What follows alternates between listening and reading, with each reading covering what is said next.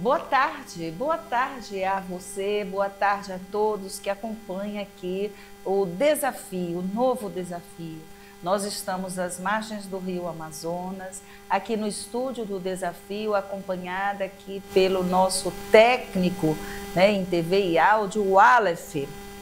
E vamos continuar a nossa conversa sobre romantismo, sobre literatura, sobre as formas de analisar um romance. Então, a nossa aula de hoje, a gente traz um novo resumo, a gente traz um novo elemento de análise literária ou de teoria literária, aquilo que a gente precisa conhecer um pouquinho para fazer uma boa prova, fazer uma boa avaliação sobre literatura. Também precisamos lembrar que uma obra ela nunca vem só.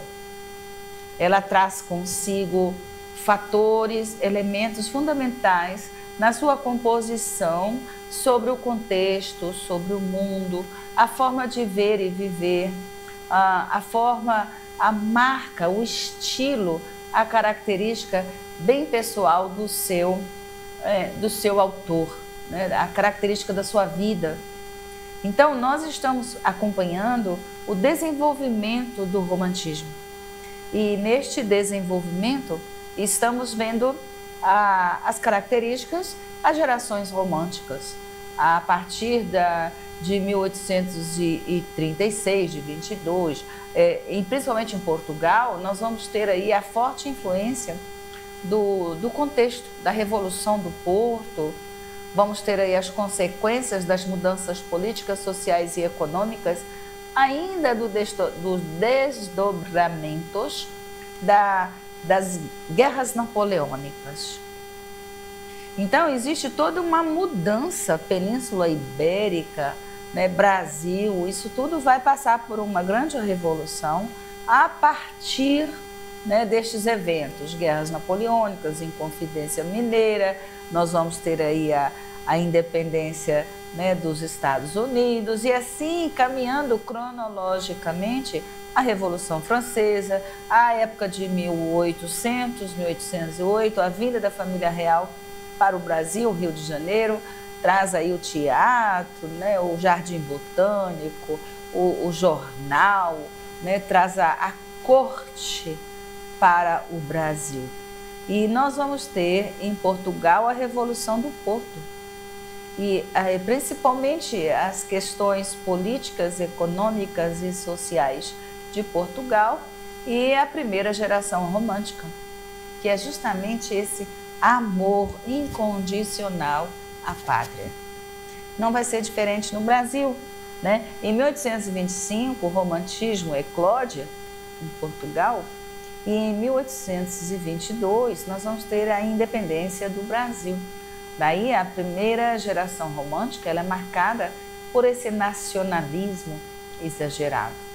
Tudo que é da terra natal, tudo que é do seu país tem que ser cantado, tem que ser narrado, tem que ser registrado, saudade, sentimento, verde, paisagem, o modo de viver, de como funcionava este mundo em 1822, 1825. Ainda com todo aquele eco de liberdade, aquele eco de amor, de subjetividade. Então, os ecos românticos, eles vão ser divididos na primeira geração romântica, segunda geração romântica e terceira geração romântica. Aí nós vamos ter, então, a partir dessas características, o que a gente conhece, como as características, explorar e celebrar toda a cultura do seu país. Isso é fundamental. Vou colocar aqui no plural os seus países, porque o Brasil ele vai estar trabalhando principalmente com ainda a liberdade, independência ou morte. E Portugal vai estar com todo aquele espaço de nacionalismo exacerbado pela revolução, pelo liberalismo, pela queda do absolutismo. Então, isso tudo gera uma explosão de sentimentos, de emoção, né, de subjetividade, de individualidade. A pessoa vai usar a primeira pessoa, né? Eu sinto, né? Eu tenho emoção, sentimento. Então, essa liberdade de expressão, essa subjetividade, são características fundamentais. E tudo isso em resposta às mudanças sociais, né? Os escritores românticos da primeira geração, todos eles têm um vínculo muito forte com a política, principalmente, né? Também com o seu tempo, um compromisso com o seu tempo. São homens ativos, né? São homens políticos, são homens intelectuais, né? Ou é jornalista, ou é historiador, ou é um professor de faculdade, um advogado. Então são peças fundamentais da sociedade que vão marcar esse romantismo. Aí nós temos, além dessa valorização, dessa sensibilidade, a natureza, a expressão pessoal voltada também para essa natureza, a valorização do que o país tem. Agora há pouco, no início da nossa aula, eu comecei a falar, por exemplo, que nós estamos à beira do rio Amazonas, né? Esse espetacular e magnífico rio, e a gente está aqui ao lado aqui do rio. Isso é um orgulho, não é? É uma característica ímpar de Macapá. Então, quando a gente fala com esse sentimento, com esse orgulho, com essa sensação de pertencimento, né, de nacionalismo, essa ideia é o que vai formatar a primeira geração romântica, né? Toda essa valorização. Então, nós vamos ter aí que os escritores românticos, eles também vão trabalhar pela beleza, pela força, pelas virtudes. Eles também vão trabalhar os elementos não só da beleza, da virtude, também nós vamos trabalhar com a questão da ideia, da idealização da beleza do herói. Aquilo que a gente falou lá na obra de Aristóteles, né? A arte poética e a arte retórica de Aristóteles. Então, essa obra vai definir a poiesis, as características e essa herança grega de o que é um herói romântico, né? O herói romântico, ele é bonito, ele é saudável, ele é forte, ele é justo, ele é honesto, né? Ele tem um grande senso de ética, de coletividade. Então, o formato dos personagens românticos, todos remontam a essa ideia de beleza, de força e de sentimentos. A ideia de que o herói romântico é igual o Perirá do Guarani, né? Assim como nós temos no romantismo as narrativas que a pessoa aparece extremamente fiel até a morte, né? Então, o amor, ele é jurado com sangue, enquanto eu viver. E no romantismo é muito comum a gente ter personagens que até a morte mantém esse caráter firme, né, de fidelidade, honestidade, beleza, né, de esse pertencimento do seu sentimento, né? Então, são elementos e características que a gente tem que sempre lembrar, valorizar, que estão relacionadas ao romantismo. Não importa onde, pode ser o romantismo em Portugal ou o romantismo no Brasil, ele vai ter essas características. Em Portugal, nós vamos ter a libertação ou a liberdade estética, criativa, o abandono. Isso é também muito simples e não pode ser esquecido, porque quando se fala de sentimento de amor de coração, não tem como. Quando se fala de emoção, não vai ser uma regra formal, gramatical, de pontuação e etc. Então, por isso que existe essa liberdade. A liberdade não é só para a expressão, a liberdade também linguística, a liberdade estilística, né? A forma que você se expressa. Então, esse tipo de liberdade estilística pode parecer aos olhos críticos como se fosse um erro, uma quebra da formalidade da língua, principalmente se for no estilo europeu, né? Existe uma cobrança muito grande da formalidade da língua no que tange à literatura. Para escrever um bom livro, você tem que ter muito cuidado com os erros gramaticais, pontuação, né? Repetência, acentuação. A forma de você expressar a fluidez da sua linguagem, ela depende desse conhecimento linguístico. Acontece que, apesar do conhecimento linguístico, se trabalha não com a razão, mas sim com o sentimento, a subjetividade.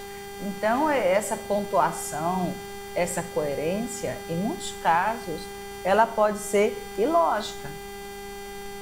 Pode ter alguma figura de linguagem, pode ter algum travessão, né? Que quebre esse raciocínio linguístico formal, em se tratando de língua portuguesa de Portugal. Então, nós também temos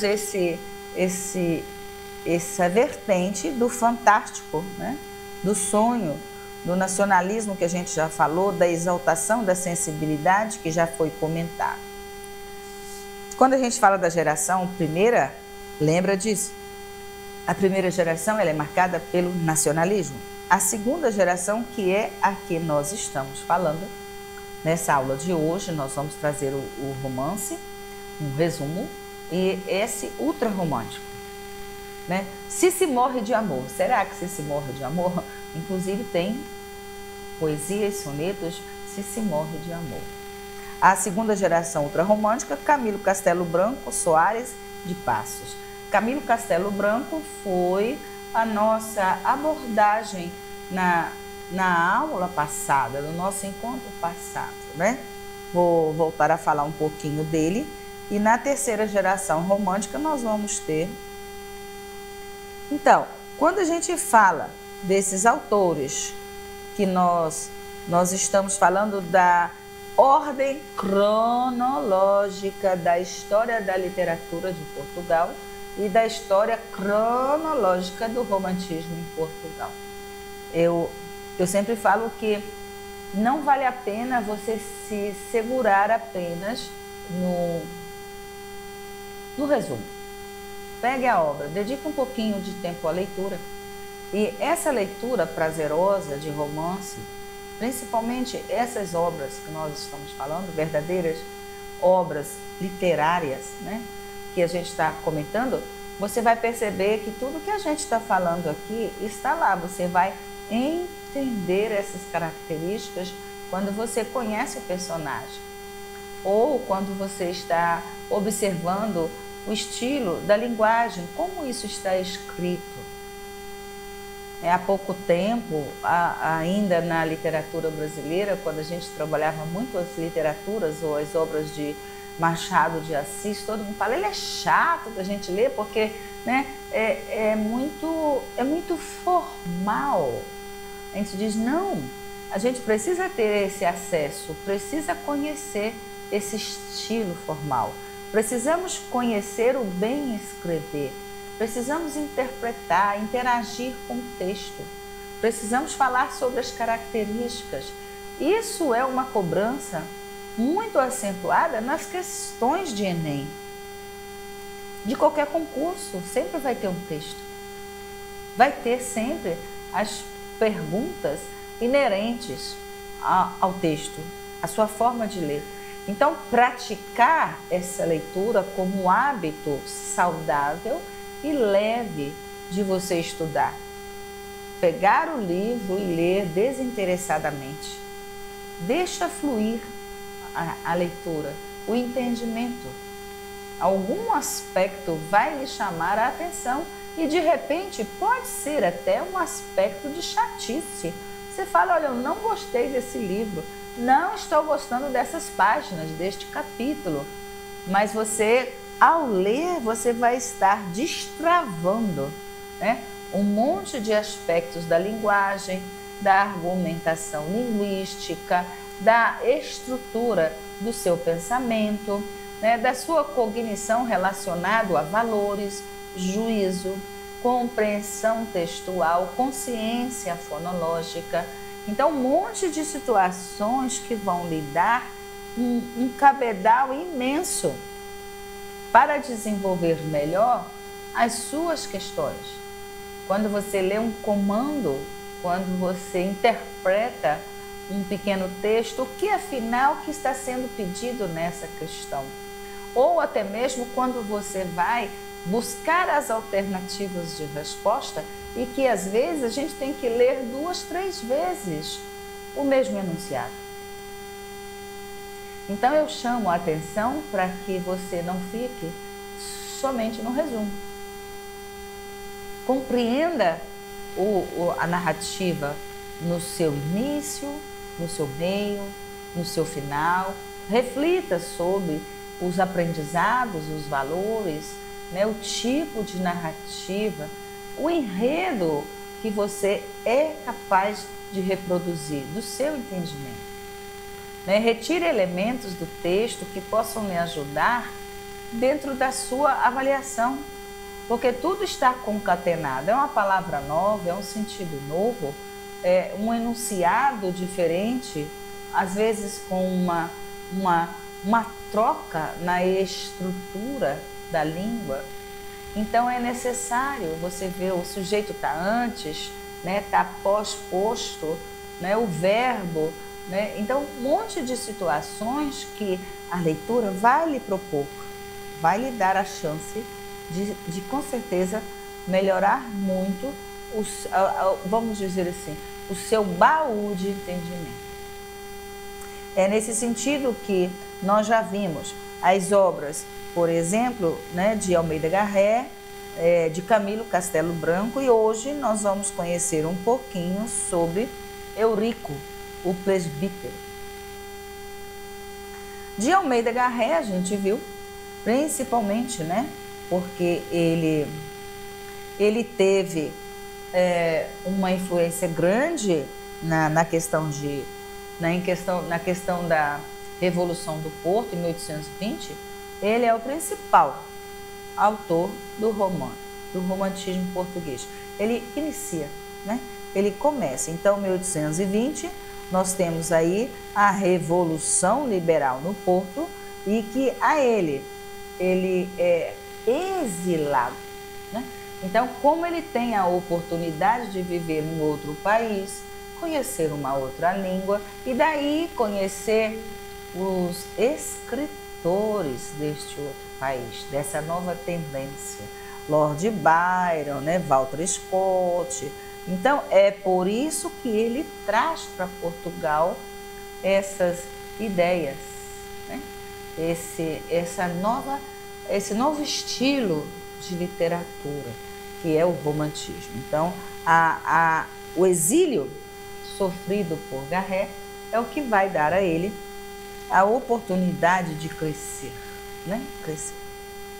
Aí nós temos considerado como marco inicial Viagens à Minha Terra, né? Mistura muito aí a filosofia, e Camilo Castelo Branco, que nós tivemos 1 e 2 resumos, no Amor de Perdição e no Amor de Salvação.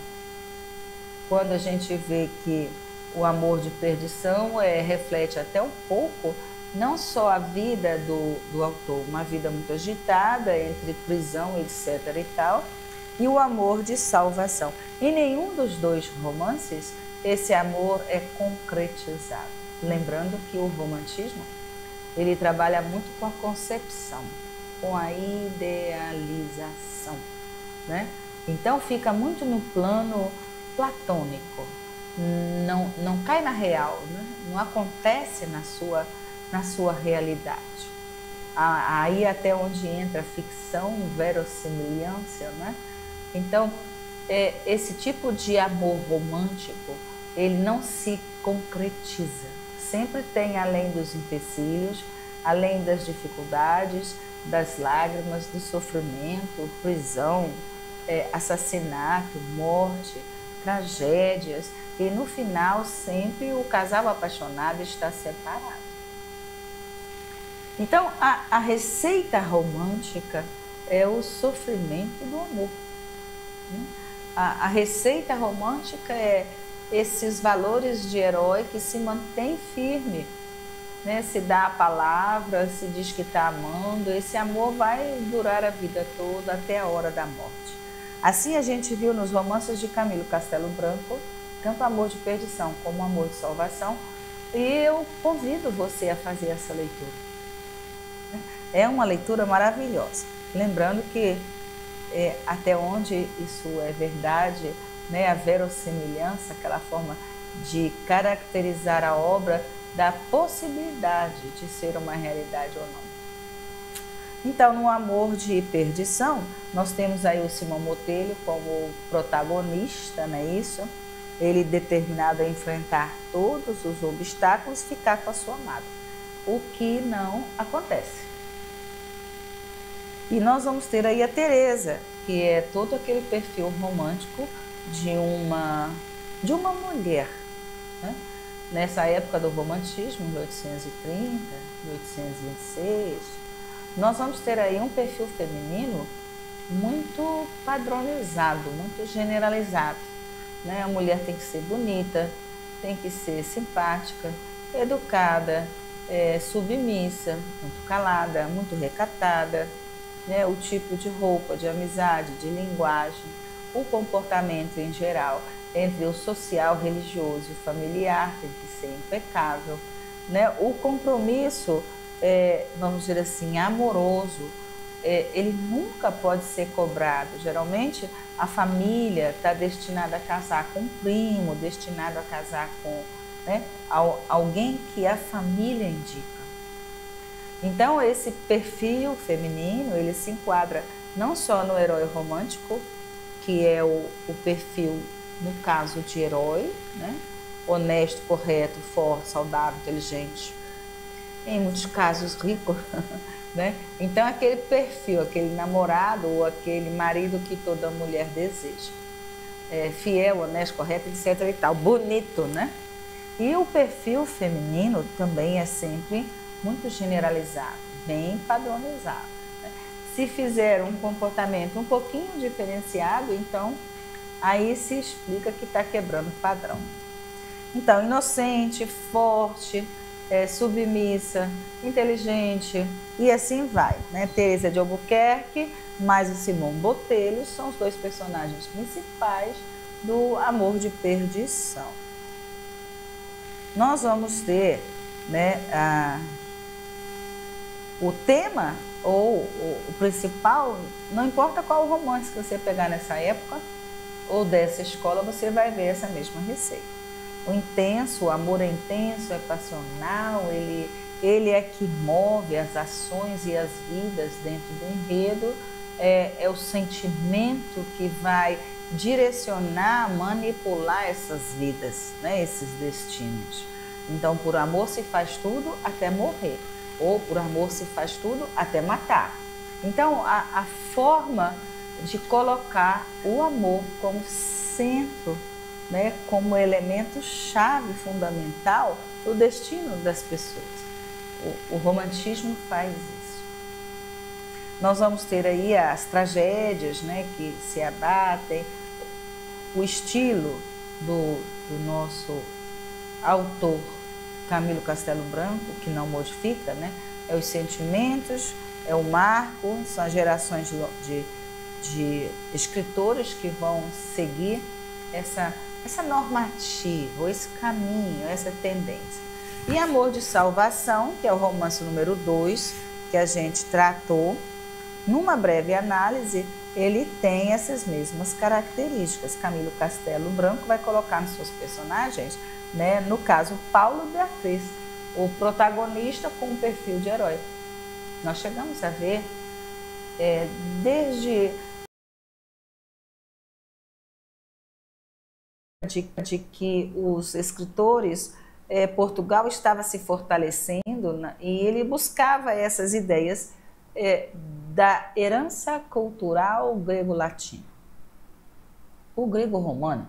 Então, a ideia é a mesma, né? Então, nós vamos ter o Paulo, né, que ele vai lutar pelo seu amor, ele vai jurar esse amor, vai viver a vida toda nessa relação bem elástica, complicada, forte, intensa, muito passional em relação a Beatriz, né? E todas as situações adversas possíveis. Aí você pensa, a família não aceita, a condição social, as ameaças sociais, perde a herança, né? Tem muito choro, tem prisão, tem tragédias. Então, o gostoso desses romances românticos é a forma, como eu falei, de você tirar proveito dessas leituras. É claro que quase todo mundo pensa assim, mas um romance romântico é muito fácil, é muito água com açúcar. Eu digo que você se engana quando você pensa assim. São leituras profundas, porque falam de emoções e sentimentos fortes inerentes ao ser humano. E em todos os casos, nós, seres humanos, somos frágeis, né? Nós somos, né, pela nossa normalidade característica de vida, amorosos, sociais. E a gente não pode escolher ou esperar ou dizer que vai ser neste momento que você vai se apaixonar, perder o juízo, né? Porque é tudo um desenvolvimento humano, um crescimento humano. Os sentimentos humanos pegam a gente de surpresa. Então a gente não pode dizer que nunca eu vou passar por isso, nunca aconteceu isso. Em algum momento a vida lhe dá uma rasteira, né? Em algum momento o seu destino ele é mudado de direção.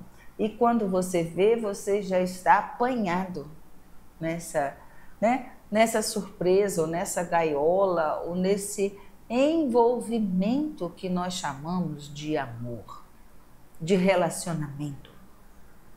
Então, por mais que a gente pense que é água com açúcar, que tem uma receita fácil, que se você pegar um romance vai estar caindo lágrimas, né? Sofrimento, saudade, né? Desespero, vontade de morrer, mas são características, são reflexos humanos. Nos serve de uma forma filosófica de aprendizado, de desenvolvimento, de reconhecimento dos nossos próprios sentimentos. Então tem toda uma leitura, né, filosófica, técnica, que envolve o mais simples dos romances. Então, da forma mais humana possível, refletir sobre esses sentimentos. Refletir sobre as ações que o sentimento obriga, né, impulsiona a pessoa a resolver ou fazer. Quais as mudanças na vida que podem ocorrer mediante a um sentimento assim. Então, esse amor exacerbado, esse desespero de não encontrar uma saída, a não ser se entregar a esse sentimento, ser escravo desse sentimento, né? Passar a vida inteira tentando, ou buscando, acalentando, às vezes repudiando esse tipo de sentimento. Eu me lembro que nas cartas portuguesas nós falamos disso, e uma das determinações da nossa soror Mariano Alcoforado, que é a autora das cartas portuguesas, na última carta ela se despede do amado. E se despede assim, de uma forma muito decidida, e nunca mais. Tanto é que ela nunca mais escreveu. se despediu por completo do sentimento, da vida, da ilusão e seguiu a sua vida como irmã, né, de clausura da Igreja Católica tradicional e até morrer. Mas você observa que foi o sentimento, foi o amor e a paixão que a fez ir para um convento, se trancar num convento e nunca mais participar de uma vida social. Em outros casos, né, quantos destinos não são mudados por esse sentimento, por esse amor? Nos dias de hoje não é só história de romance de Cinderela. Então, isso acontece, são elementos que trazem às obras literárias e se diz assim, são valores universais, são elementos universais de uma narrativa que nós estamos familiarizados. Então, nós temos aí a questão dos romances românticos de Camilo Castelo Branco, Amor de Salvação e Amor de Perdição. No enredo para análise, a gente já conhece, né? O ambiente de expectativa, a luta pela felicidade, os deveres familiares, os deveres sociais, né? Que não é permitido isso, não pode aquilo, mas o casal se encontra, se apaixona, existe aí uma conexão muito forte de sentimento e o enredo todo do livro se baseia nisso. As situações, né, que vão ocorrer são as situações adversas, por isso que caracteriza como romance romântico, que tem toda aquela dificuldade, aquele grau sempre de dificuldade. Resolve um problema, aparece outro. Resolve aquele outro, vai aparecer infinitamente por demais alguns outros problemas dessa natureza. Então, a crítica social, o meio, o contexto, a liberdade de expressão, tudo isso, né, é o que caracteriza essa escola extremamente rica de obras mundiais, né? A gente não pode só falar assim, essa obra é fundamental, essa obra é importante. Não, são muitas. A gente fala aí do Walter Scott, a gente fala aí de Almeida Garré, Herculano. Então, nós vamos continuar a ver essas descrições emocionais, esse sofrimento exagerado, né?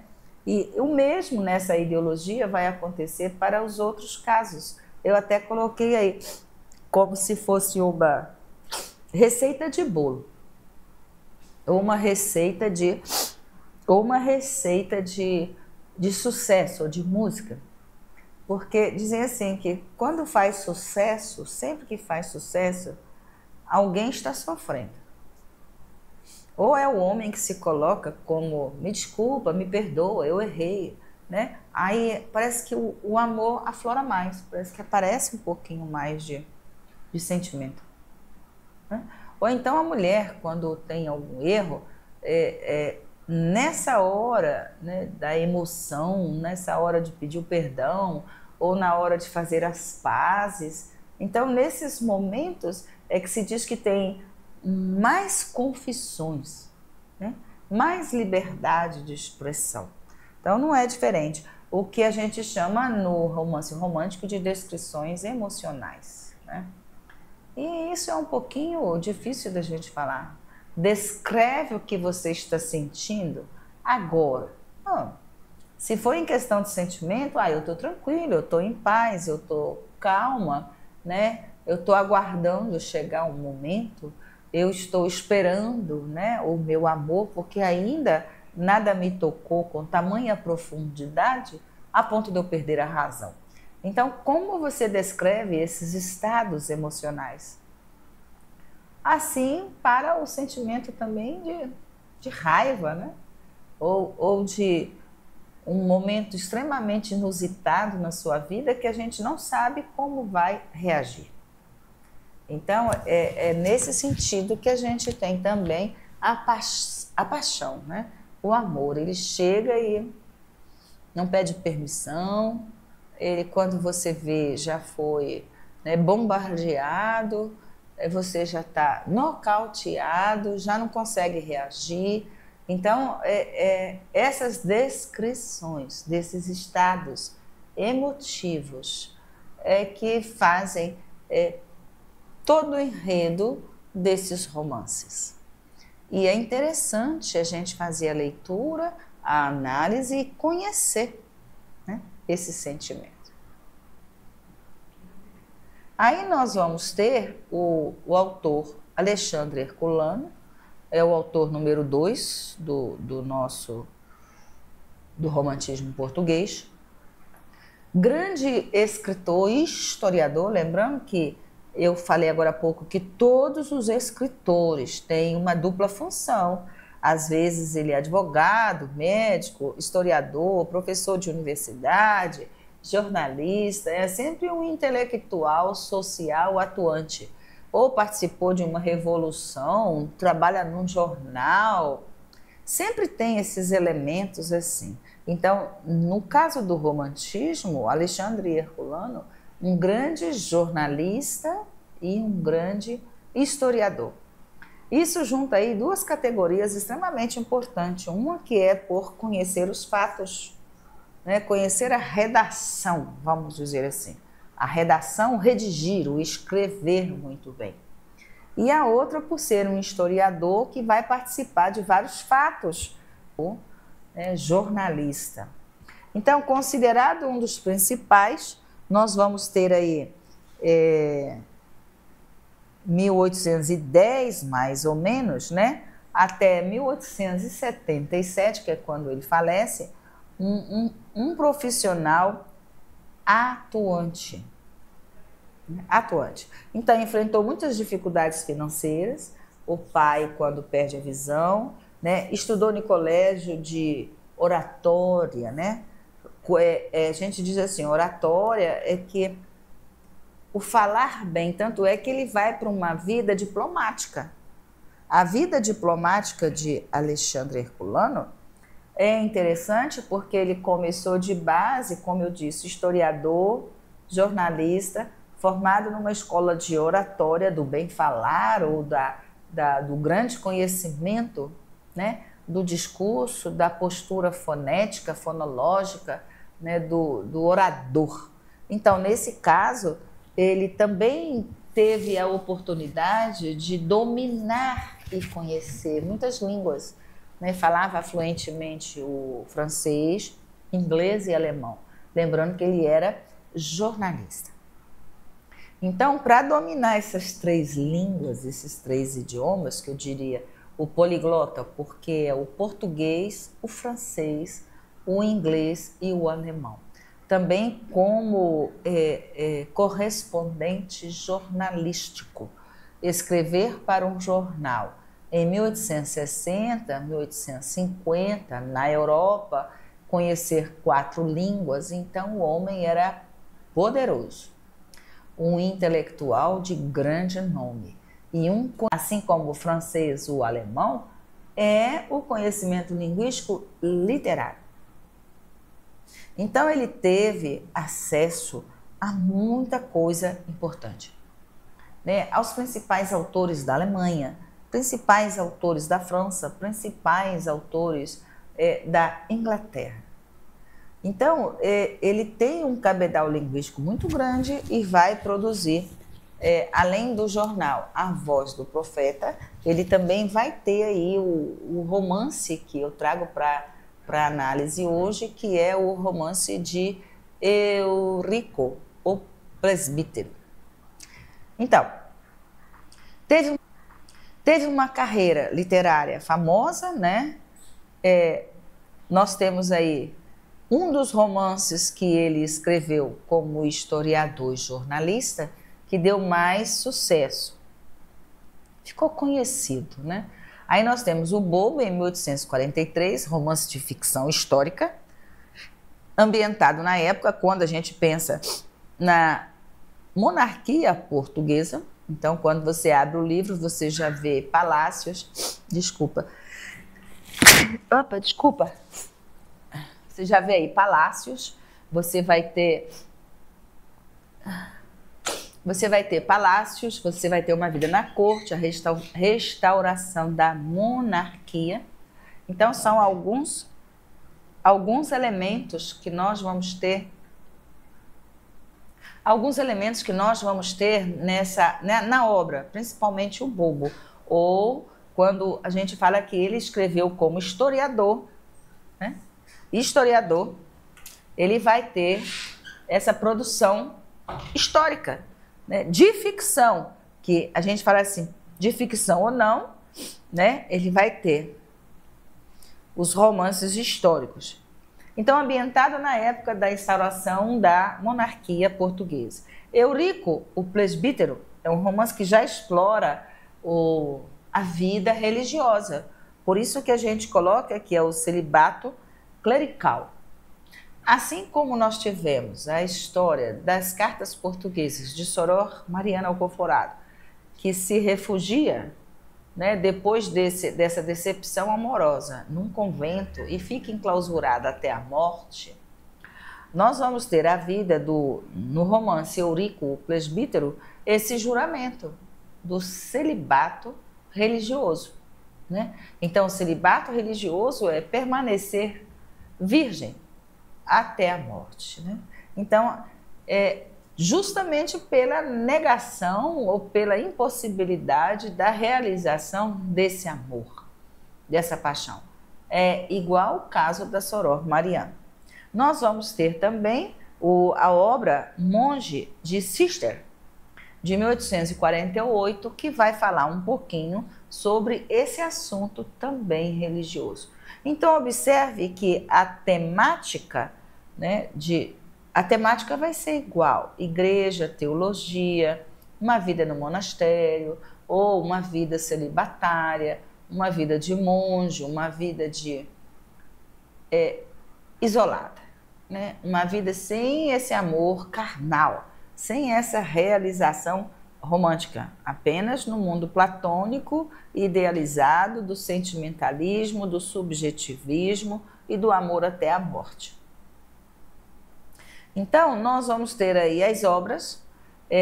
Quando a gente fala que ele foi um historiador rigoroso, que a gente já viu que ele, além de ser uma carreira diplomática, ter estudado oratória, ter se formado em historiador e jornalista, isso dava a ele um cabedal muito grande. Então, a obra é muito bem escrita, o estilo é muito correto linguisticamente, e os fatos, né? O enredo em si é muito bem elaborado. Histórias de Portugal, nós vamos ter aí 4 volumes da obra que vai abordar a história de Portugal na sua íntegra, até o primeiro reinado do Afonso III. Então, isso é importante a gente conseguir separar na produção do escritor o que ele tem de romance romântico e o que ele tem de romance histórico ou somente histórico, né? Porque se ele se propôs a escrever a história de Portugal, ele vai fazer que nem Camões, né? Camões, na sua primeira página, na apresentação dos Lusíadas, ele levanta a mão lá e jura: eu juro que eu vou escrever a história de Portugal, a verdade e nada mais do que a verdade. Todos os fatos de Portugal eu pretendo colocar neste livro. E o mesmo vai acontecer com Alexandre Herculano, né? Quando ele se propõe a escrever a obra de Portugal, a história de Portugal até o princípio, né? No caso do reinado de Afonso III, ele produz aí 4 volumes históricos. Não entra ficção, são fatos históricos como jornalista, né? É como você pegasse hoje os jornalistas de hoje e perguntasse, né, nas entrevistas, quais foram os fatos que você, como jornalista, participou, cobriu, gravou, fez, que mais lhe chamaram a atenção. Então, a resposta são esses: olha, o fato, esse que aconteceu, sei lá, a queda das Torres Gêmeas, né? A guerra do Iraque, a prisão de Saddam Hussein. Então, são fatos históricos, né? Fatos históricos. A maneira e a forma do escritor registrar essas impressões é que é diferente, mas o fato é o mesmo. A verdade é a mesma, né? A realidade do fato acontecido é a mesma, a data, número de mortos, o que ocorreu, como foi. Agora, a forma de narrar é que é riquíssima, né? É que é riquíssima, justamente por causa desse cabedal de conhecimento que tem Alexandre Herculano. Então, são leituras maravilhosas, um aprendizado muito significativo. Nós também vamos ter a outra vertente da produção de Alexandre Herculano. Vamos ver, por exemplo, quando Camões escreveu a História de Portugal, ele também escreveu sonetos, ele também escreveu poesias filosóficas. São modalidades de produções diferenciadas. Alexandre Herculano vai fazer igual. Aqui estão as obras produzidas sobre a história.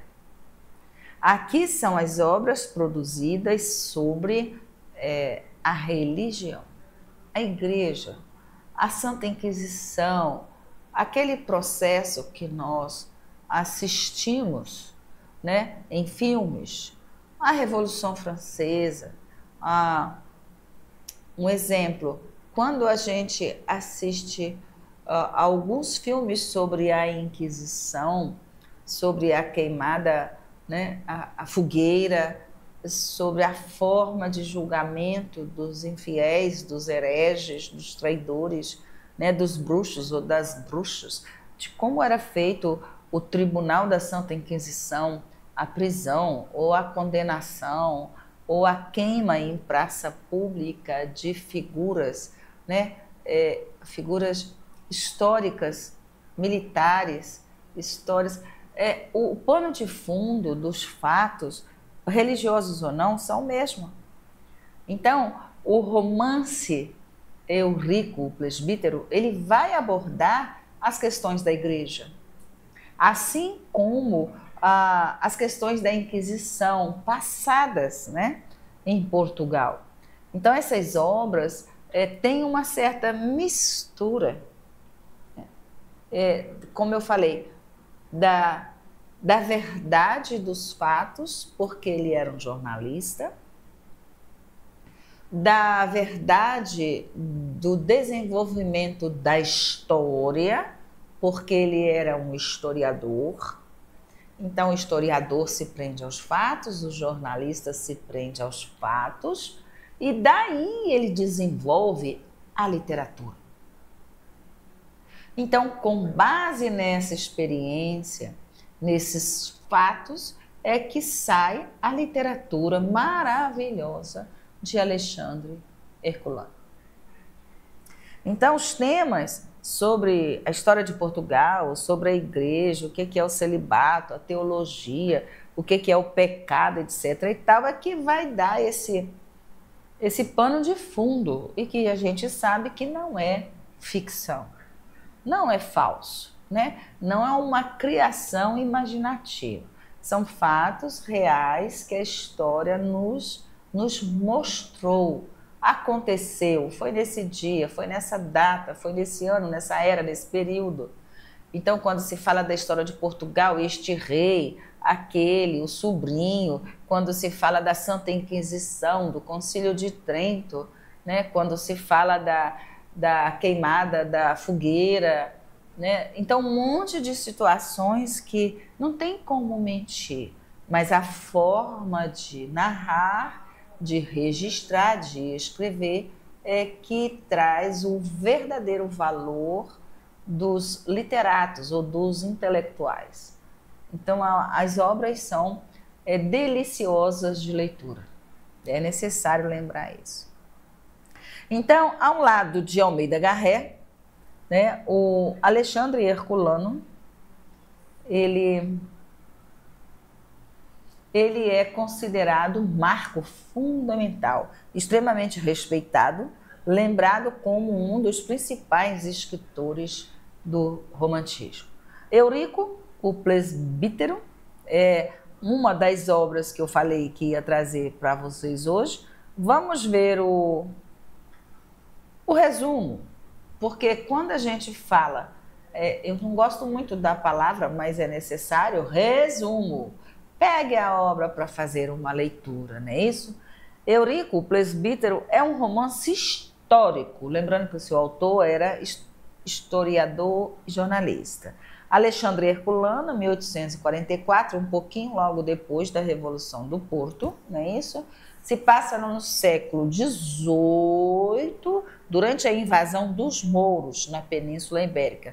Península Ibérica lembra aí a ligação, né, daquele desenho, daquele mapa ali onde a gente tem Portugal e Espanha. Então, a Península Ibérica.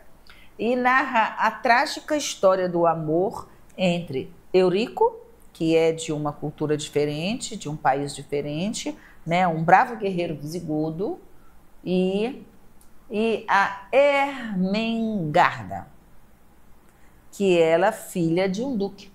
Então, um guerreiro visigodo com a filha de um duque português. Então, isso aí já é um conflito.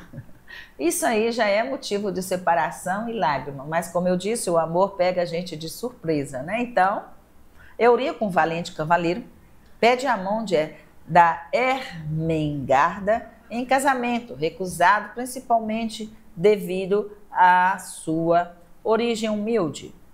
Decide se tornar então um presbítero, continua a lutar ao lado de seus companheiros como um cavaleiro negro. Então, a decisão, a palavra entra naquele perfil de um grande e bravo guerreiro grego, ou o perfil de um herói grego, né?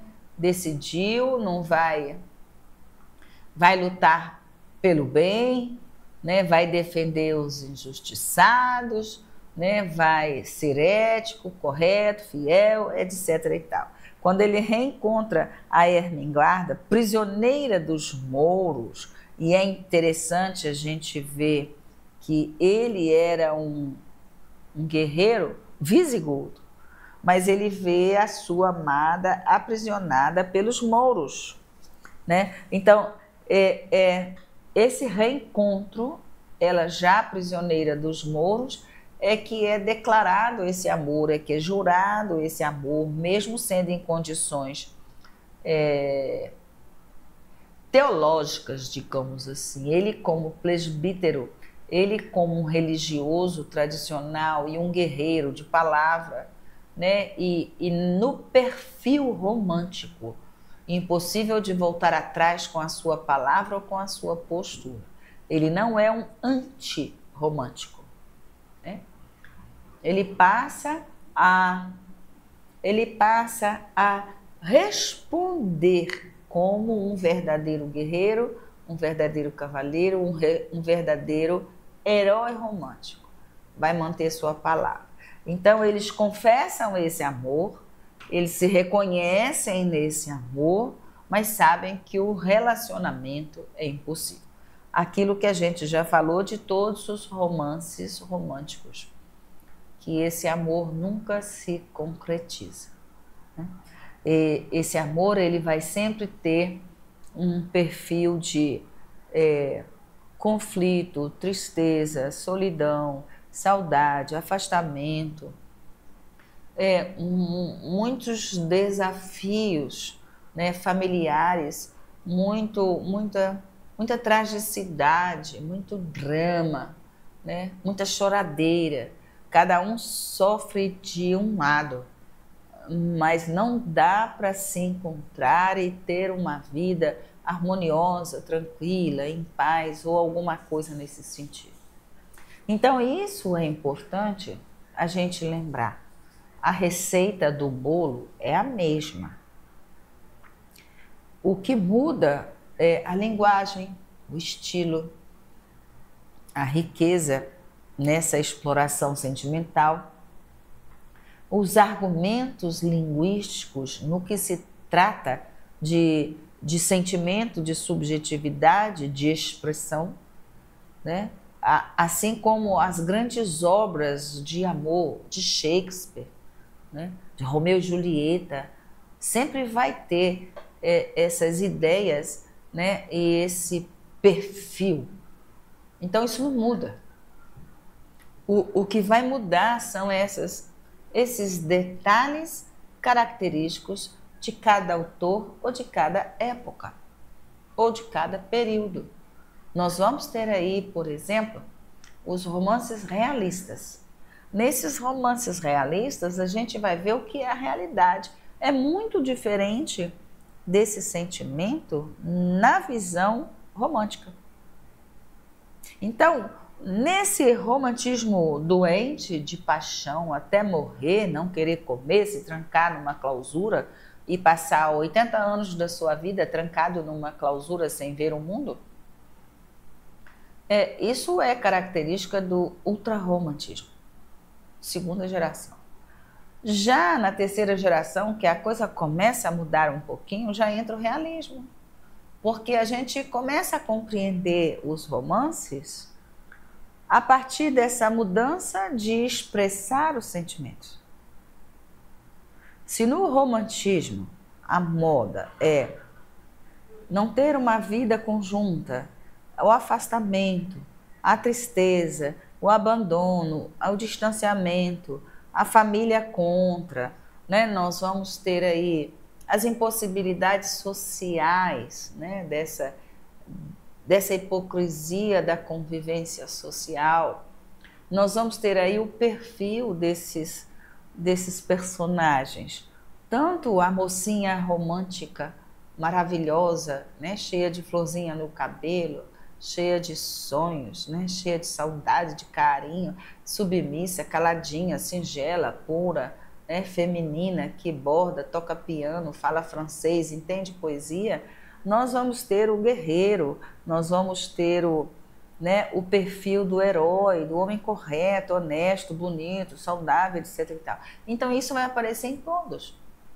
Não importa se é Camilo Castelo Branco, não importa se é Romeu e Julieta, não importa se é Eurico, o presbítero.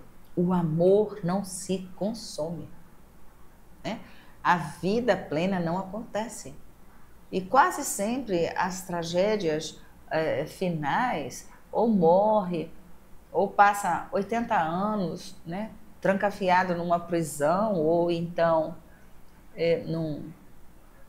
numa clausura religiosa. Nas obras das cartas portuguesas, Soror Mariano, ela falece com 83 anos, enclausurada. Na obra de Eurico, o presbítero, nós vamos ter, né, o Eurico, um valente cavaleiro que se entrega para a vida religiosa. Então, você pode perceber que as características são idênticas, né? O desenrolar dos fatos e da vida dos personagens, elas são lineares e iguais. Esses conflitos não, já decidiu, mudou, vai viver 50 anos nessa condição de amor, nessa condição de celibato, nessa condição de amor não realizado. Então, isso não pode ser esquecido. Eu sugiro a leitura, atenta. Você vai se apaixonar, né, pela forma como essa história é contada. Você vai conhecer esse narrador. Então, aí esse relacionamento impossível também de uma forma tradicional, no caso, a Ermengarda, ela fica louca e desvarada, né? Completamente desvaída, sem noção, sem espaço e sem condição de consciência, né? Ela vai à loucura por causa desse amor. Ela sai da casinha, né? E ele entra numa luta suicida contra a Guerra dos Mouros, lembrando que ele era um soldado visigodo.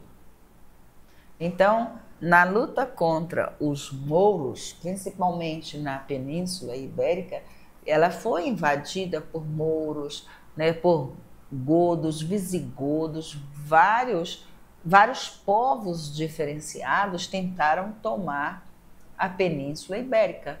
Então, uma das características na formação daquelas terras é justamente ela ser extremamente almejada por várias sociedades, civilizações. Os gregos tentaram invadir no Império Romano tentaram invadir, né? Na Constituição de Portugal nós temos aí a batalha, né, que consagrou o nacional em Portugal, que foi quando eles expulsaram todos os invasores. Então, aquela região ali, se você olhar pelo mapa, uma região riquíssima, de acesso direto ao mar por 3 lados da terra, né? Preso ao continente por uma parte e aberto aos mares. Então, Portugal sempre foi uma terra muito cobiçada e vários povos invadiram e tentaram conquistar, tomar.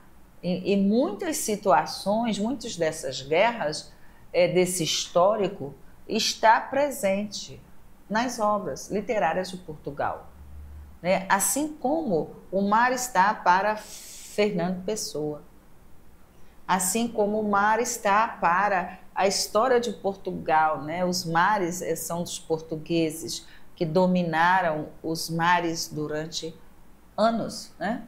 Então, toda essa cultura da região, do local, do mar, das flores, da paisagem, tudo isso faz parte do romantismo como característica, valorizar as coisas do seu país, né? Valorizar a topografia, as montanhas, os rios, os mares, né? Valorizar o azeite, a comida, a gastronomia, a cultura. Então, isso tem que ser lembrado que está no romance e que é permeado por esses elementos de guerra. Lembrando que Herculano era um historiador e que, num dos primeiros momentos, em 1440, ele escreve em 4 grandes volumes a história de Portugal até a dinastia de Dom Afonso III.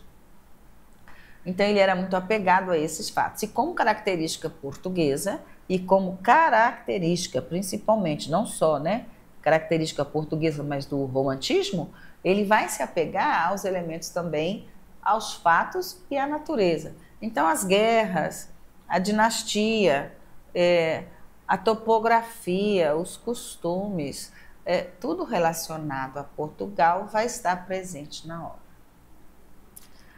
Quando a gente fala de uma guerra suicida, é que a leitura do romance permite interpretar que a morte ou o final do romance não se dá para nenhum dos 2 personagens de forma imediata, não é uma morte imediata, né? A sua amada é levada à loucura, isolamento total, né?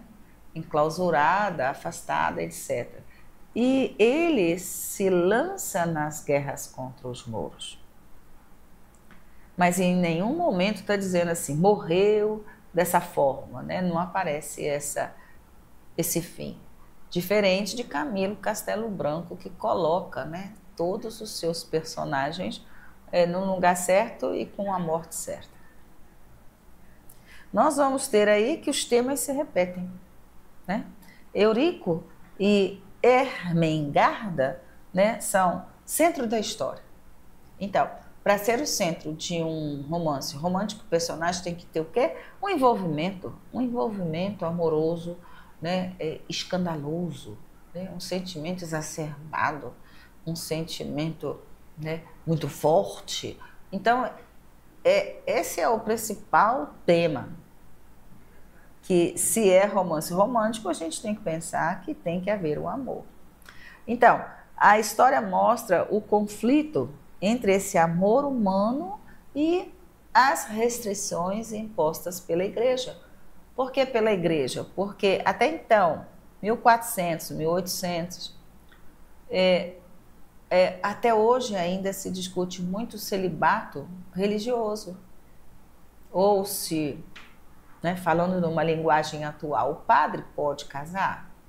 É comum um padre constituir família? Ele pode fazer as duas coisas, ser padre e ter família? Como era essa visão teológica? Em 1846, por exemplo, ou 1877, ou um pouquinho antes, porque quando Alexandre Herculano falece era o ano de 1877. Então imagine que nesse período, como era essa relação com a igreja? Um presbítero, ou sei lá, um padre, ele poderia ter família, se casar, ou dividir esse amor entre uma mulher e a igreja ou a Deus. Então são temas, assuntos religiosos ou amorosos, né? Porque está relacionado ao amor também de Deus, quando você traz o tema da igreja ou da religião. Então esse tipo, ou essa forma de refletir, lembrando que ele era o quê? Um historiador e um jornalista. Então, Eurico e Ermengarda vão dialogar entre ela livre da sociedade e ele preso aos princípios religiosos. Para a época, isso não ia dar certo mesmo, né? Além de muito sofrimento, muita tristeza, além do afastamento, mais imposto pelas questões sociais e questões religiosas. Por isso se diz que o tema do romance é trabalhado com os temas impostos, ou as restrições, ou os valores, ou os dogmas religiosos da época. Lembrando que Portugal ainda é um país extremamente tradicional, católico, apostólico, romano, secular, né? Nós temos aí o histórico até hoje, da grande fé, né, do povo português, da grande tradição, né, religiosa. Então, imagine essa tradição, essa cultura, esse poder religioso de 1830, 1820, extremamente, né, ainda vinculado principalmente à Inquisição. A gente observa até os dias de hoje o peso da religião, o peso do hábito, do costume, da tradição religiosa. Quem passa na frente de uma igreja e se ela não fizer o sinal da cruz, ou passa na frente de um cemitério e vai fazer o mesmo sinal da cruz. Qual o sentido, né, disso? Passa na frente da igreja e se benze lá o sinal da cruz. Passa na frente do cemitério e faz o mesmo sinal da cruz. Então, quando se fala da tradição religiosa vinculado ao comportamento humano da sociedade na época, tradicionalismo, grande apreço às relações familiares, a hierarquia familiar, a hierarquia religiosa, o pai, a mãe, a tradição familiar, quem que define casamento com quem, né? A igreja vai entrar como protetora dessa cultura. A igreja entra com uma força muito grande na regência desses lares, na estrutura das famílias. Então, se o padre dizia não, acabou, nenhuma família ia desobedecer à igreja ou o padre, né? Por temor mesmo, temor a Deus, respeito, o temor a Deus se usa até hoje esse mesmo sinal. Então, o costume e a tradição religiosa estão pautadas no livro, assim como pelo nome, né? Eurico, o presbítero. né? Então, você sabe que além desse amor romântico social, vai ter toda uma discussão temática relacionada, né, à cultura religiosa católica apostólica romana e ao poder desta religião sobre a família portuguesa, principalmente antes um pouco aí de 1870, a obra quando foi publicada. Os conflitos religiosos, né, que a gente está falando, os dilemas éticos, né, morais, principalmente com vamos dizer assim, com a vida dos próprios padres. Essa discussão que a gente fala do celibato ou da vida celibatária, hoje tem até modismo de dizer que o jovem tem uma tendência a esperar ficar virgem até não sei quanto tempo, ou até casar, sei lá, ou a vida inteira. Então tem um monte de situações assim que o celibato ou a vida religiosa celibatária atrai ou não, mas a discussão é antiga, o tema permeia aí a história, inclusive do Brasil. No Brasil também não era diferente, não é diferente. A discussão, o conselho, a orientação da vida sexual, como funciona. Então, Eurico, o presbítero, vai abordar esses assuntos. Todo essa vida em clero, como é essa vida celibatária, os conflitos, aquilo que é imposto, ou aquilo que é convencionado, ou aquilo que é socialmente aceito nos dias de hoje. Então, continua as críticas de um grande jornalista, um grande escritor romântico, Alexandre Herculano, sobre os principais tópicos de uma vida celibatária. A honra e o sacrifício, que é a narrativa, que são os valores, que a gente já falou, que é entre o dever e o desejo pessoal. A gente já falou muito sobre essa característica, principalmente no perfil grego, né, de herói grego. Os valores, a honra, a palavra, a fidelidade, a justiça, a religião, a família. Então, quais são os valores que permeiam tudo isso? Os mesmos temas apresentados em Eurico, o presbítero, a gente vê em discussão nos dias de hoje. Personagem complexo, dedicado aí principalmente ao amor proibido, é o Eurico.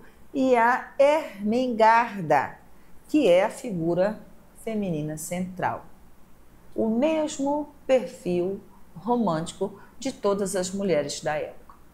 Para você que fica, nosso abraço. O Fera já chegou para a próxima aula e eu deixo a vocês um belíssimo final de tarde, os votos de que tudo corra bem e a gente se vê na próxima aula. Fique em paz, comente, compartilhe.